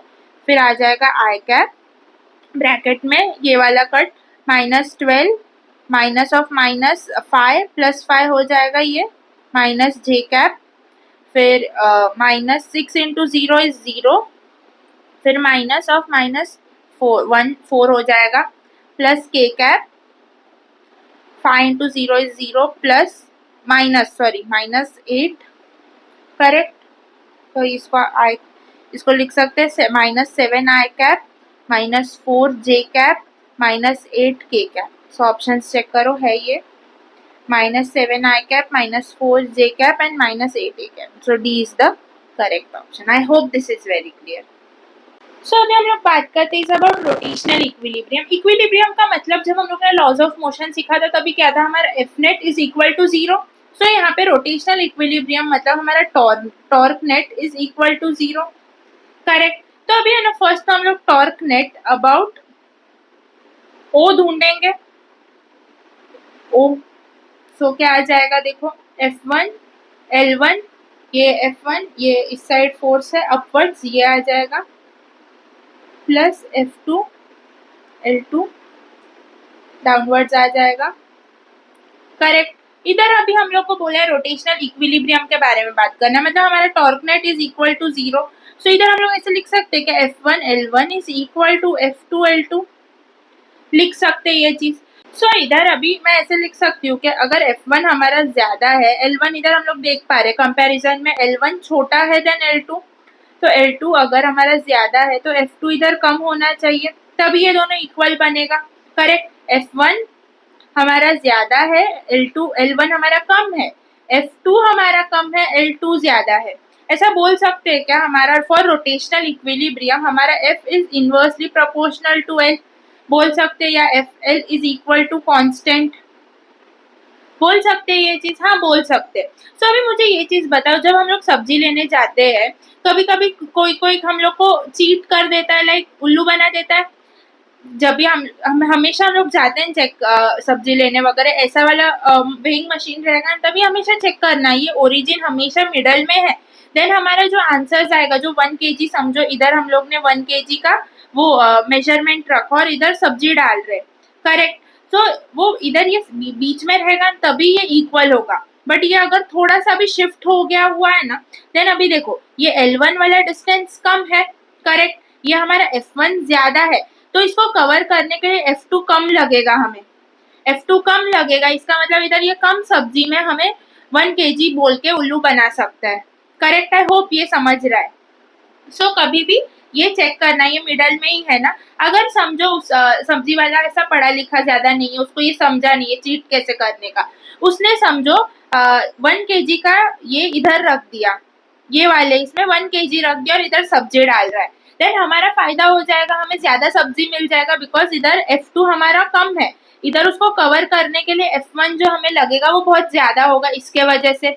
अगर ये एग्जैक्टली मिडल में हमारा L और L1 L2 इक्वल है, देन यहाँ पे F1 और F2 भी हमारा इक्वल होगा, बट जब L1 एंड L2 ही हमारा इक्वल नहीं है तो L1 को कम है, उसको कवर करने के लिए हमारा F1 ज्यादा होगा, एंड L2 ज्यादा है, इसके लिए उसको कवर करने के लिए हमारा F2 कम होगा। I hope this is getting clear. So हम लोगों को क्वेश्चन यही आता है, देखो इधर फिर से एक बार, if a body is at rest then the torque about any point will be 0। ये चीज तो हमें पता है कि अगर हमारा बॉडी रेस्ट पे है तभी हमारा एफ नेट भी जीरो होता था, तो टॉर्क भी हमेशा जीरो ही रहेगा, इसमें कुछ डाउट नहीं है। अभी इधर देखते हैं, फिर से ऊपर जो डिस्कस किया ना उसको डिस्कस करने वाले इधर। तो इधर हम लोग को अबाउट ओरिजिन टॉर्क नेट निकालेंगे। क्या आ जाएगा हमारा F1 L1 ये plus F2 L2, correct. Torque net is equal to 0, तो F1 L1 is equal to F2 L2 for हम लोग इक्विलिब्रियम। क्वेश्चन में क्लियरली देके रखा रहेगा रोटेशनल इक्विलिब्रियम, तभी हमारा टॉर्क नेट इक्वल टू 0 लेना है, ओके, वरना ऐसे ही मत ले लेना। सो इधर हम लोग बोल सकते हैं हमारा देखो L1 छोटा है L2 से, L1 इज स्मॉलर देन हमारा L2, तो इसको कवर करने के लिए हमारा F1 ग्रेटर रहेगा हमारे F2 से। सो हम लोग को ना ऐसा ही इक्वेशंस आगे बनाना है एंड क्वेश्चन सॉल्व करना है, दैट्स इट। रोटेशनल इक्विलिब्रियम इतना ही है। अभी ये वाला एक सब्जी वाला एग्जांपल अच्छे से समझ लेना, वरना बहुत कंफ्यूजन होता है। अभी आपको ऐसे इसमें अगर अच्छा खासा ऐसा क्वेश्चन दे दिया, थियोरी क्वेश्चन दे दिया जिसमें लॉजिक लगा के सॉल्व करना है, ना कि डायरेक्टली ऐसे इक्वेशन बना के सॉल्व करना है, तो वहां पे आपको जरूरत पड़ता है कि ये F1 L1 is equal to F2 L2 में क्या मेन सिग्निफिकेंस है। I hope this is clear. So question करते हैं ताकि और क्लैरिटी आए। The value of m as shown for which the rod will be in equilibrium। Value of m, इसका मास का वैल्यू क्या होना चाहिए ताकि ये पूरा जो सिस्टम है वो इक्विलिब्रियम में रहे, करेक्ट। अभी ये हमारा ओरिजिन है, इधर से ही टॉर्क होगा, इधर जाएगा या इधर जाएगा, बट इसको इक्विलिब्रियम में रखना है। मतलब क्या हमारा F1 L1 is equal to F2 L2 करना है। ऐसे भी डायरेक्टली लिख सकते हैं जब दो ही ऑब्जेक्ट्स है, वरना हमेशा क्या करना है, फर्स्ट टॉर्क नेट लिखो इज इक्वल टू जितना भी फोर्सेस लग रहा है उनके वजह से जो टॉर्क क्रिएट हो रहा है वो लिखो, डायरेक्शन लिखो स्पेसिफिकली, वरना गलत होगा। सो इधर हमारा ये समझो F1 ले लिया, ये F2 ले लिया, तो क्या आ जाएगा F1 L1 ये आ जाएगा ऐसे, प्लस F2 L2 ये आ जाएगा ऐसे। और इधर हम लोग को इक्विलिब्रियम दे के रखा है, मतलब torque net is equal to 0। So हम लोग ऐसे लिख सकते हैं F1 L1 is equal to F2 L2। तो हमारा F1 कितना है, हमें 6 kg दे के रखा है, मतलब ग्रेविटेशनल फोर्स लग रहा है mg जितना, तो 6 into 10 60 into L1 is 20 is equal to F2 कितना है हमारा m इंटू 10 ढूंढना है, हमें वैल्यू ढूंढना है ऑफकोर्स m का, एंड ये 30, करेक्ट। इधर से 0 0 कट हो जाएगा, फिर m इज इक्वल टू आ जाएगा 6 इंटू 2/3, सो ये 2 हो जाएगा, सो m is equal to 4 kg। So third is the correct option. I hope this is clear. और क्वेश्चन करेंगे। सो ये क्वेश्चन देखते हैं, for equilibrium of the system value of mass m should be. So ये हमारा origin इधर ही देख के रखा है, मतलब अबाउट o हम लोग को टॉर्क ढूंढना है। So torque net is equal to, इधर हमारा mg लग रहा रहेगा एंड इधर हमारा l डिस्टेंस दे के रखा है, सो क्या आ जाएगा 12 into g into L, and ये ऐसे आउटवर्ड्स, मतलब ये वाला साइन प्लस ये, इसके लिए ये mg इधर लग रहा है l/2 डिस्टेंस पे, सो mg l/2 ये क्या आ जाएगा इनवर्ड्स, करेक्ट। फिर इसको लिखेंगे, सो ये कितने दूरी पर है, ये l/2 और ये इधर से l है, इधर से l है, मतलब हमारा l/2 प्लस l कितना हो जाएगा 3l/2। सो क्या आ जाएगा 3 into g into 3l/2, correct. और इसका क्या इसे डायरेक्शन में रहेगा, सही। सो सब में से g और l को कट कर सकते हैं क्या, कर दो। टॉर्क नेट हमारा इक्वल टू 0 रहेगा बिकॉज इक्विलिब्रियम देके रखा है, तो हम लोग ऐसे लिख ले 12 is equal to m/2 plus 9/2 लिख सकते हैं, बिकॉज ये आउटवर्ड्स है, ये दोनों इनवर्ड्स है, मतलब इन दोनों का साइंस देखेंगे तो डिफरेंट हो जाएगा, तो माइनस होगा एक को तो वो 0 के उधर जाएगा तो प्लस हो जाएगा, वैसे बोल सकते हैं। सो इसको ऐसे अभी ये 2 को इधर भेज देंगे, तो क्या 24 is equal to m plus 9 आ जाएगा। सो m is equal to 24 minus 9 करेंगे तो 15 kg आ जाएगा हमारा answer. So 2 is the correct option. सही, next. A uniform rod of length 200 cm and mass 500 gram is balanced on a wedge placed at 40 cm mark. A mass of 2 kg is suspected from the rod at 20 centimeter and another unknown mass m is suspended from the rod at 160 centimeter. Find the value of m such that the rod is in equilibrium case. तो ना first ऐसे cases में ना हम लोग को ये बना लेना चाहिए ताकि इजी हो जाएगा. ये वेज है, हम लोग को इस बार देखो जीरो से देके रखा है, ओरिजिन से देके रखा है, करेक्ट. तो यहाँ पे हम लोग को क्या करना है, जीरो से ये 40 सेंटीमीटर पर है, 20 सेंटीमीटर पर हमारा ये 2 kg वाला है. सो इन दोनों के बीच में कितना डिस्टेंस है, 20 सेंटीमीटर वाला. फिर इधर चेक करो, इधर हमें m ढूंढना है और ये जीरो से ये 160 सेंटीमीटर पर है, मतलब 40 से ये कितने दूर पे होगा, इधर से ये कितने दूरी पर होगा, 120 सेंटीमीटर के दूरी पर होगा. सो ये लिख लो. अभी हम लोग इस पॉइंट पे टॉर्क निकालेंगे, बिकॉज इसी पॉइंट पे टॉर्क निकलेगा ना, वो इधर या इधर जाएगा, करेक्ट. तो अगर उस पर भी कुछ मेजरमेंट लेना पड़े तो देन हम लोग का थोड़ा मुश्किल हो जाएगा, कॉम्प्लेक्स हो जाएगा. तो हमेशा क्या कोशिश करना है कि जो भी हमारा ये वेज जैसा रहेगा ना, उस पे हम लोग उस पॉइंट पे, इस पॉइंट पे अगर इस पॉइंट को नाम ओ दे दिया तो उस पॉइंट पे टॉर्क निकाले, ताकि हमारा सॉल्विंग बहुत इजी हो जाएगा. बट कभी कभी आप डायरेक्टली इस पे जीरो कर देते हैं ना, आप ये चेक नहीं करते. क्या करते लोग, इस इधर तो भले इन दोनों का डिफरेंस इक्वल टू 20 आ गया, फिर इधर क्या करते, जीरो से ही 160 सेंटीमीटर लेके सॉल्व कर देते. हम लोग को जहाँ पे हमारा एक्सिस है और फोर्स लग रहा है उसके बीच का ही आर चाहिए. आई hope this is clear. So torque net लिख सकते हैं ऐसे, ये कितना आ जाएगा हमारा 2 into g into 220 centimetre, correct. और डायरेक्शन वाइज ये आ जाएगा प्लस इसका 120 centimetre into M into g. G cut कर दो, इसका आउटवर्ड्स आ जाएगा, करेक्ट. टॉर्क नेट तो जीरो क्योंकि इक्विलिब्रियम पर है, सो आ जाएगा 40 is equal to 120 M. So इधर से जीरो जीरो कट, तो m is equal to 1/3 kg आ गया. सो ऑप्शन है, हाँ है, 2 is the correct option. Next, so इधर ये क्वेश्चन देखते हैं. A particle of mass m is projected with the speed u at an angle theta with the horizontal. Find the torque of the weight of the particle about the point of projection when the particle is at the highest point. So क्या बोला, ये highest point पे जब रहेगा तभी इसका हमें चाहिए इस टॉर्क. इधर इसका फोर्स तो mg लग रहा रहेगा, अभी ये एक्सिस ये है और फोर्स ये है, तो ये हमारा r होना चाहिए, करेक्ट. ऐसे लिख सकते हैं torque is equal to r f, correct.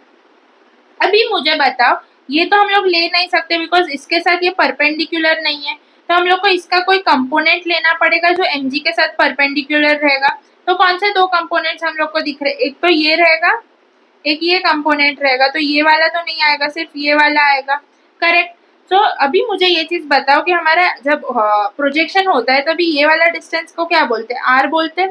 तो ये वाला जो डिस्टेंस रहेगा इसको r/2 दे देंगे, जो कि तो आ जाएगा mg r/2 जितना, करेक्ट. अभी क्लियर करते फिर से एक बार, हमारा r ये है, करेक्ट. ये हमारा डिस्टेंस एक्सिस से फोर्स तक का r डिस्टेंस है, स्मॉल r डिस्टेंस है, correct.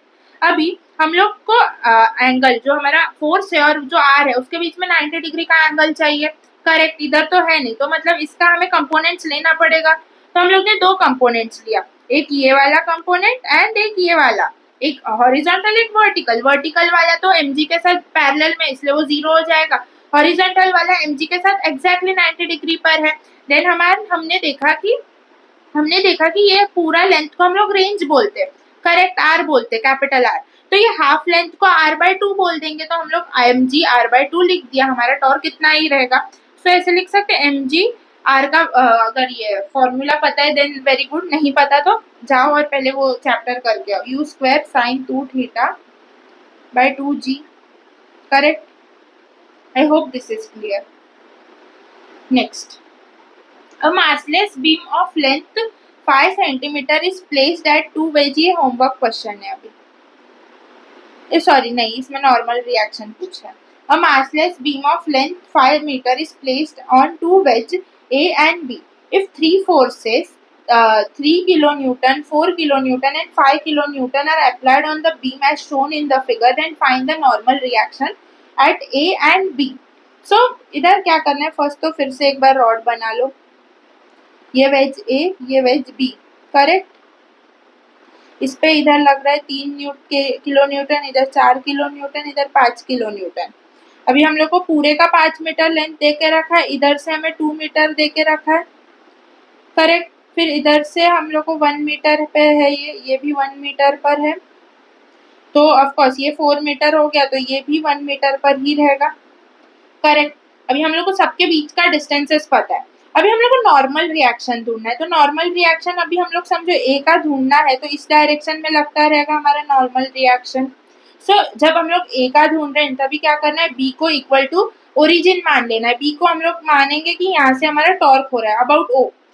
So torque net about हम लोग ओ ढूंढेंगे, ये ओ माना है हम लोग ने, करेक्ट। तो क्या आ जाएगा, टॉर्क इज इक्वल टू आ जाएगा फर्स्ट हमारा 5 इंटू 1 अपवर्ड्स प्लस 4 इंटू ये 2 मीटर्स, तो 8 upwards plus 3 into 3 9 metres, sorry 9 upwards plus हमारा n इंटू 5, करेक्ट। ये इनवर्ड्स या आउटवर्ड्स, ये इनवर्ड्स है, ये 0 रहेगा बिकॉज इक्विलिब्रियम पर है।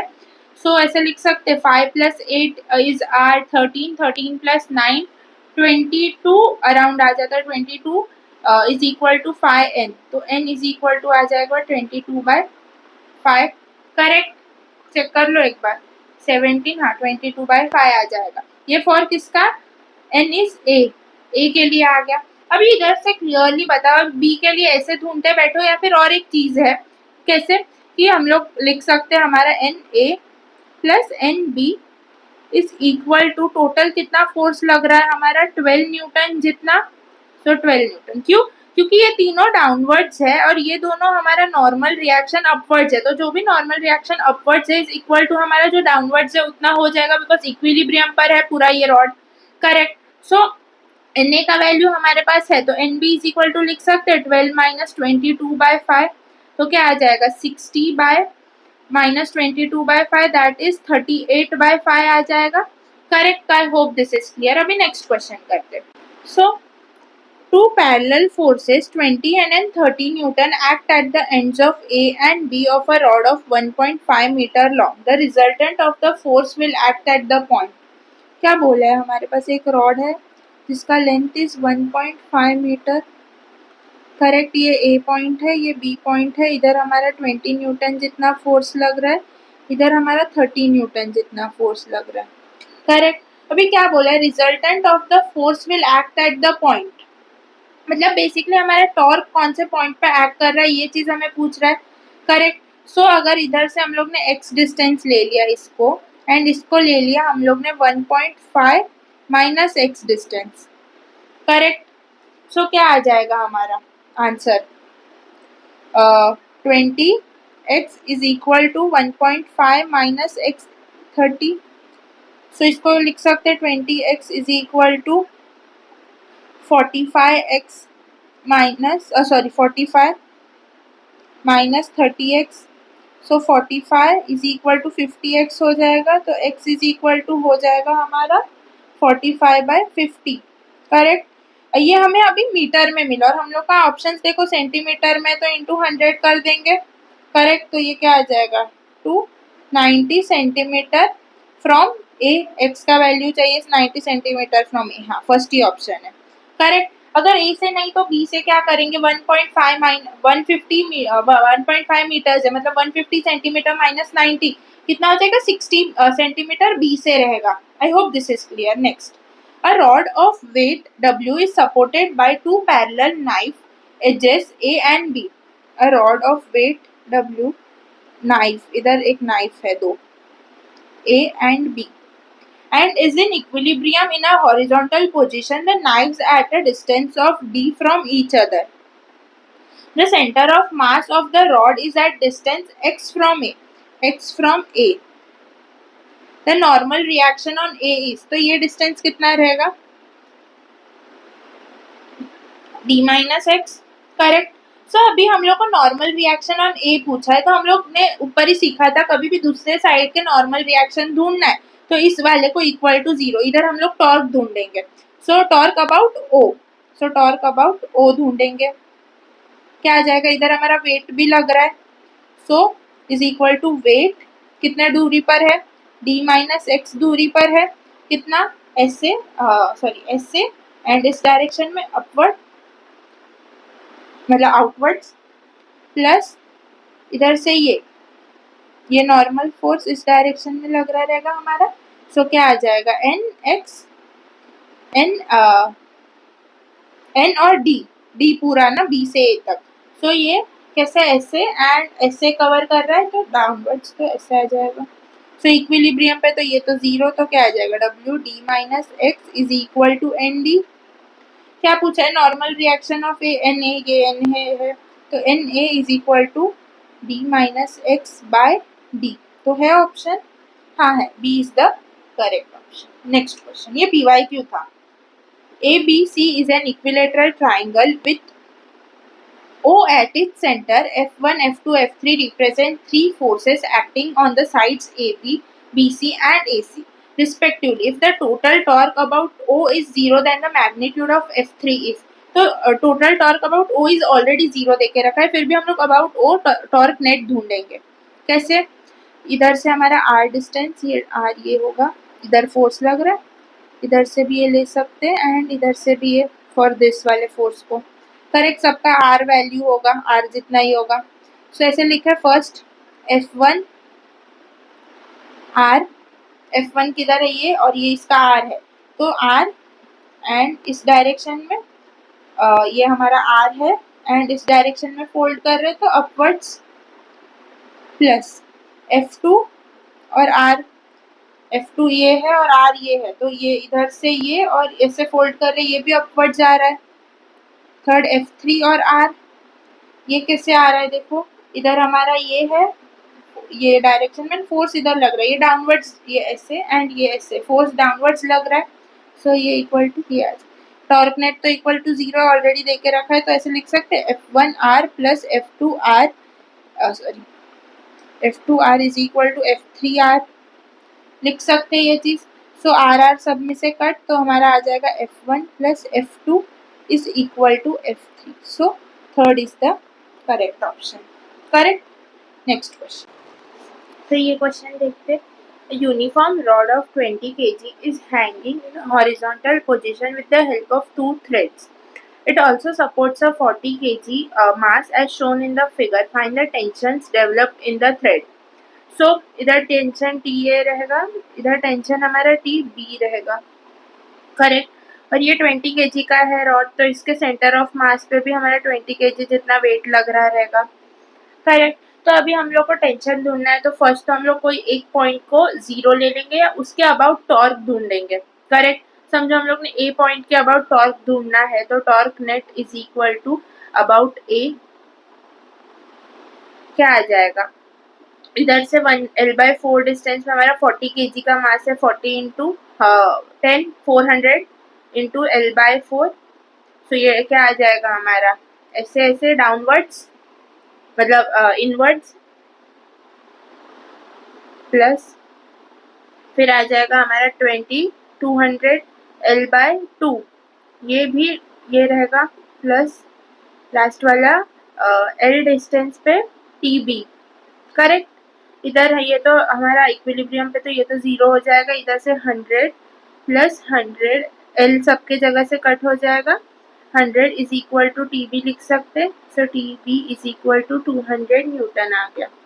अब इधर से हम लोग ने जैसे नॉर्मल रिएक्शन वाले फोर्स के लिए ढूंढा था, tension A plus tension B is equal to हमारा डाउनवर्ड्स कौन से फोर्स लग रहे, 400 न्यूटन प्लस 200 न्यूटन वाला, ये और ये। तो TB का वैल्यू हमें पता है, तो TA हमारा आ जाएगा 600 minus 200 that is 400 Newton. So third is the correct option. TA is 400 Newton and TB is 200 Newton. I hope this is very clear. Next, अभी हम लोग बात करने वाले is about translational motion. Translational motion क्या था, जब पार्टिकल या कोई पॉइंट या रिजिड बॉडी एक ही वेलोसिटी से आगे बढ़ रहा है, ऐसे सीधा आगे बढ़ता जा रहा है या ऐसे आगे बढ़ता जा रहा है, उसको हम लोग ट्रांसलेशनल मोशन बोलते हैं। दैट्स इट, जो भी पूरा ऑब्जेक्ट है वो सेम वेलोसिटी से आगे बढ़ता जा रहा है, उसे हम ट्रांसलेशनल मोशन बोलेंगे, जो कि हम लोग ने डिस्कस कर लिया। इतने जितने भी चैप्टर्स अभी हम लोग ने कर लिए पहले, उन सब में हम लोग ट्रांसलेशनल मोशन को ही बेसिकली डिस्कस करते थे। करेक्ट, तो हमारा अभी रोटेशनल मोशन क्या होता है, व्हेन ऑल द पार्टिकल्स या पॉइंट एक रिजिड या एक्सिस पे अटैच्ड है, वहां से वो सर्कुलर पाथ को फॉलो कर रहे हैं, तो उसको मतलब सर्कुलर पाथ को फॉलो कर रहे हैं अबाउट अ कॉमन एक्सिस, उसको हम लोग बोल देते हैं हमारा रोटेशनल मोशन। तो रोटेशनल मोशन में क्या होगा कि हर अलग अलग पॉइंट पे है ना हमारा वेलोसिटी डिफरेंट आता है, हमारा जो नॉर्मल लीनियर वेलोसिटी रहता है ना वो डिफरेंट आता है। वो डिफरेंट क्यों आता है, बिकॉज हमारा वेलोसिटी डिपेंड्स किसके ऊपर करता है, हमारा रेडियस एंड हमारा एंगुलर स्पीड। करेक्ट। तो एंगुलर स्पीड तो हर जगह सेम है, बिकॉज हर पॉइंट पे सेम रहेगा, बिकॉज सब में एंगुलर डिस्प्लेसमेंट इक्वल है, ये पता है ना सबको। सब जगह हमारा angular displacement is theta, so angular speed तो हर जगह उतना ही रहने वाला है, सेम ही रहेगा। बस हर पॉइंट पे हमारा आर रेडियस जो है वो इंक्रीज होता जा रहा है, जिसके वजह से हमारा जो वेलोसिटी लीनियर वेलोसिटी है वो हर पॉइंट के लिए थोड़ा सा डिफरेंट आ जाएगा। इसलिए अभी हम लोग रोटेशनल मोशन में एंगुलर टर्म्स को डिफाइन करते हैं, जैसे सर्कुलर मोशन में करते थे। करेक्ट। एक बार डेफिनेशन पढ़ते हैं देन फिर से एक बार गो थ्रू करते हैं। When all of the particle point of a rigid body is moving on a circular path of different radius but about a common center with angular speed, same angular speed and different linear velocity is called as pure rotational motion. अभी एक rod इधर लगाया है, वो ऐसे rotate कर रहा है। करेक्ट। तो वो रोटेट कर रहा है, उस रॉड के हर point same angular displacement cover कर रही है। Correct. Same angular displacement cover कर रहा है, इसका मतलब वो सेम एंगुलर स्पीड दिखा रहा है। करेक्ट। पर हर पॉइंट पे वो सेंटर से एक्सिस से रेडियस डिफरेंट आ रहा है हर पॉइंट पे। जैसे इधर देखो 1 पे थोड़ा कम रहेगा, 2 पे ज्यादा, 3 पे उससे ज्यादा रेडियस। तो उसके वजह से हमारा जो लीनियर वेलोसिटी होता है वो इंक्रीज होता जाता है विथ आगे आगे जैसे बढ़ता जाएगा हमारा रॉड। सो आई होप आपको रोटेशनल मोशन क्या होता है ये समझा। जस्ट याद क्या रखना है, ट्रांसलेशनल मोशन में हमारा लीनियर वेलोसिटी सेम होगा, रोटेशनल मोशन में हमारा एंगुलर स्पीड सेम होगा। करेक्ट। तो अभी हमारे रोटेशनल मोशन के लिए हम लोग जितने भी टर्म्स को डिफाइन करेंगे वो एंगुलर टर्म्स रहेंगे। करेक्ट। हम लोग नॉर्मल ट्रांसलेशनल वाले टर्म्स तो इधर डिफाइन नहीं कर सकते, तो सेम ऑलमोस्ट एनालॉगस रहते हैं एक दूसरे से। सो अभी हम लोग सब फॉर्मूलाज देखते हैं for translational motion and for rotational motion. Okay. So हमारा डिस्प्लेसमेंट या डिस्टेंस क्या हो जाता है, एस। करेक्ट। तो हमारा एंगल और angular displacement is theta. Correct. फिर हमारा लीनियर वेलोसिटी क्या होता है, v is equal to D S by D T. यहाँ पे एंगुलर वेलोसिटी क्या होगा, D theta by D T. Correct. इसलिए तो मैंने बोला हमारा एंगुलर डिस्प्लेसमेंट हर जगह सेम है, इसके वजह से ये सेम आ रहा है हर पॉइंट पे। I hope this is very clear. हमारा रोटेशनल मोशन में हमेशा ऐसा ही होगा। ओके। नेक्स्ट हमारा लीनियर एक्सिलरेशन क्या होता है, a is equal to D V by D T. Angular acceleration क्या रहेगा, alpha is equal to D W by D T. Correct. Mass m, तो मोमेंट ऑफ इनर्शिया इधर क्या होगा, I। Linear momentum p is equal to M V, इधर linear momentum क्या होगा हमारा, इधर एंगुलर मोमेंटम होगा of course, L is equal to I W होगा। Correct. Force is equal to M L, force क्या आ जाता है, टॉर्क आ जाता है, torque is equal to I alpha बोलेंगे, I alpha. Force is equal to F is sorry translational kinetic energy क्या आता है, हाफ एम वी स्क्वायर, इधर क्या होगा half moment of inertia angular speed का स्क्वायर। वर्क डन इधर F S होता है, इधर क्या होगा टॉर्क थीटा होगा। करेक्ट। पावर इधर क्या होता है, एफ वी होता है, इधर पावर हमारा होगा torque W. Linear momentum of system क्या होगा, इधर कंजर्व रहेगा with when no external force is applied, इधर भी वही होता है। एंगुलर मोमेंटम हमारा कंजर्व रहेगा अगर टॉर्क कुछ अप्लाई नहीं हो रहा है देन।